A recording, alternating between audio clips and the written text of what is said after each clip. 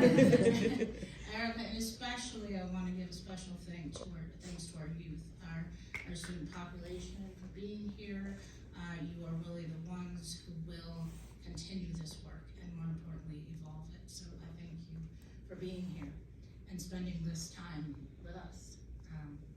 I have to ground myself because I'm still overwhelmed and get emotional about sharing this history with you here. My indigenous ancestors have been here in the valley for millennia, and my black ancestors for at least 7 documented generations. Our blood is mixed and our roots span beyond current area, town, and city lines. My ancestors lived on Baker Street, Snell Street, Hazel Avenue, Amity Street below Blue Hills Road, Railroad Street, Main Street, McClellan, and Beston Streets. They lived and worked in Amherst for centuries. They were integral to the fabric and culture of Amherst and surrounding towns. They served in the Revolutionary War and the all-black Massachusetts 54th Infantry Regiment and 5th Cavalry Regiment during the Civil War. My 4 times great-grandfather, Christopher Thompson, was a member of the 5th Cavalry who went to Texas to carry out the military acts that represent the day we now celebrate as Juneteenth. He returned to Amherst and died a pauper at age 79. He and his brothers are buried in the African-American section of the West Cemetery. They connect Amherst to its place in the history of Juneteenth. This section of the cemetery is literally made up of my whole family, where I grew up going to funerals. My grandfather, Dudley Bridges, whose work serves as an inspiration for the work I am honored to carry forward, was the last person to be buried in the West Cemetery in 2004. They built and founded the first black churches in Amherst and facilitated the smooth functioning of commerce and institutional education. My ancestor, Henry Jackson, is rarely acknowledged as an entrepreneur or for his contributions to local businesses of the time. He helped businesses make deposits before there were banks or railroads in town. He transported palm leaves used to make straw hats in Amherst before there was a thriving hat factory in town.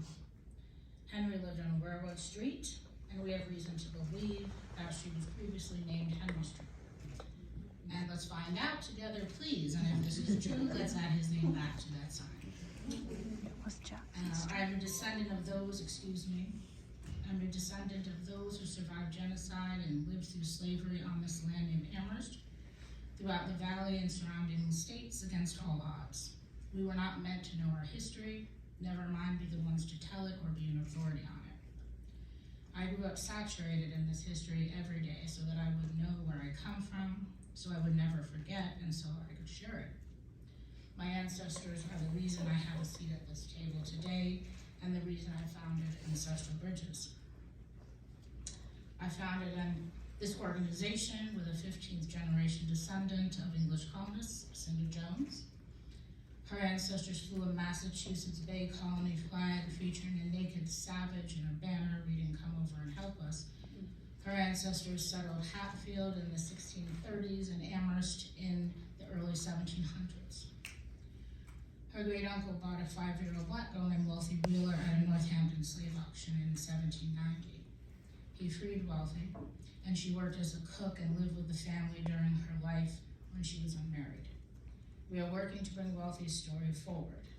Together and with an amazing board, we are dedicated to learning more about our past, helping Black and Indigenous people build generational wealth, and helping BIPOC with first-time home ownership opportunities.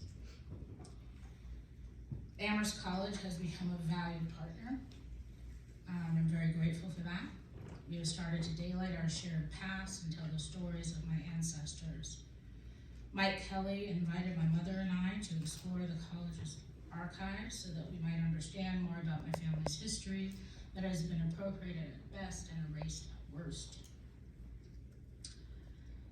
For those of you who have not met my mother, Deborah Bridges, who Mike Kelly has talked about, she is the curator of the Civil War tablet exhibit that's at the Bank Center in downtown Amherst.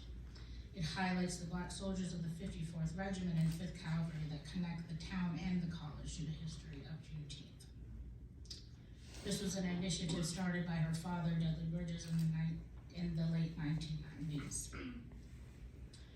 I would like to give a special thank you to Sarah Barr, who was the first from the college to approach me to see me and this neglected history and invite the Ancestral Bridges exhibit to the campus. Along with Blake Dardig and Jessica Clem, Sarah embraced the style and flavor, if you will, that comes with descendant voices and firsthand accounts, and how this breathes life and authenticity into documents and research alone.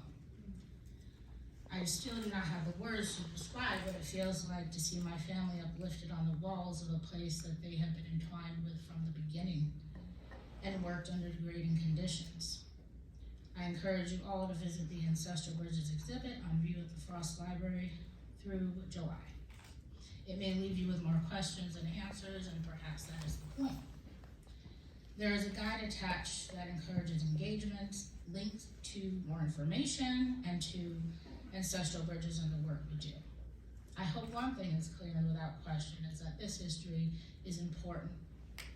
It's important as Emily Dickinson and deserving of a permanent space to be appreciated, explored, and evolved by future generations.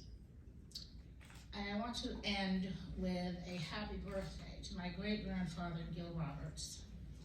Gil was born in 1896 in a house his father, Perry Roberts, built on Hazel Avenue. His father, Perry Roberts, and his father before were enslaved on the same plantation as Frederick Douglass.